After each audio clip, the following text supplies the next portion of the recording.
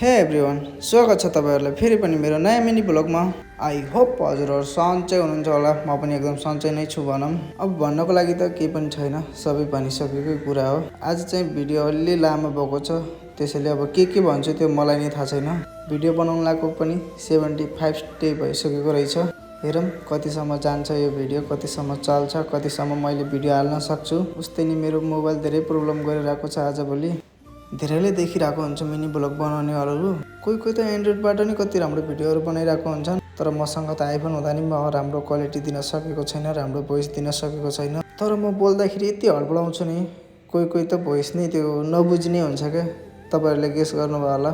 आजभोलि चाहिँ हाउसकिपिङ पनि गर्नुपर्छ सबको घरमा, त्यसैले यो कपडा प्रेस लगाउन सिक्दैछु। यो भिडियो बनाउँदाखेरि मेरो मोबाइल यसरी झडेको थियो नि, के भनौँ अब। म कभर लगाउँथिनँ कि फोनमा, धन्न त्यो दिन कभर लगाएको थिएँ मैले फोनमा, त्यही भएर बचेको। उस्तै त मेरो फोन पुरै फुटिसकेको छ अगाडि पछाडिबाट। अगर त्यो दिन कभर लगाउँथेन भने मेरो मोबाइलको के हालत हुन्छ मलाई पनि थाहा छैन। अहिले म भिडियो नि पोस्ट गर्न पाउँथेन होला। अर्को फोन त छ, तर त्यो एन्ड्रोइड हो, त्यति क्वालिटी छैन। 4G हो नि त फोन, 4GB ऱ्यामवाला हो, त्यही भएर राम्रै क्वालिटी आउँदैन, न स्पेस हुन्छ। त्यो फोन त अलार्मको लागि र गाना सुन्न अनि फिल्म हेर्नको लागि मात्र भए जस्तो हो।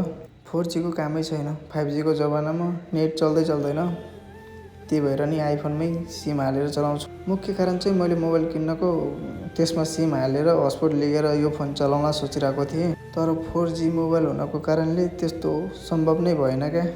आजभोलि चाहिँ अलि बढी काम नै पडिरहेको हुन्छ मलाई।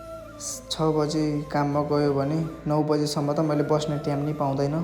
त्यसपछि अफिसमा आएर त्यही 1-आधा घन्टा काम हुन्छ, अनि त्यसपछि चाहिँ अलि रेस्ट नै हुन्छ भनौँ। हो त चाहिँ नन स्टप काम गर्नुपर्छ क्या। कहिले गरेको थिएन नि त मैले हाउसकिपिङ। चेन्नईको गर्मीले झन् यत्रो कामले मार्छ होला। मलाई चाहिँ मिररदेखि नै हुन्न, फेरि अगाडि आइहाल्नु पर्ने, भिडियो बनाइहाल्नु पर्ने। मलाई मात्र हो कि हजुरहरूलाई पनि हुन्छ यस्तो? मेरो युट्युब च्यानलमा सबभन्दा लामो भिडियो भनेकै यही होला। यो दिउँसो चाहिँ मलाई यस्तो झ्याउ लाग्छ नि, मुभी हेर्दै म यति बोर भइहाल्छु नि।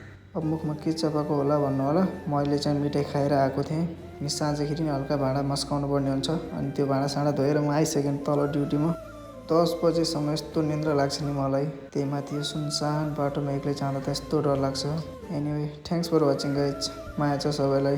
फेरि पनि भेटौँला मेरो अर्को मिनी ब्लगमा। By by.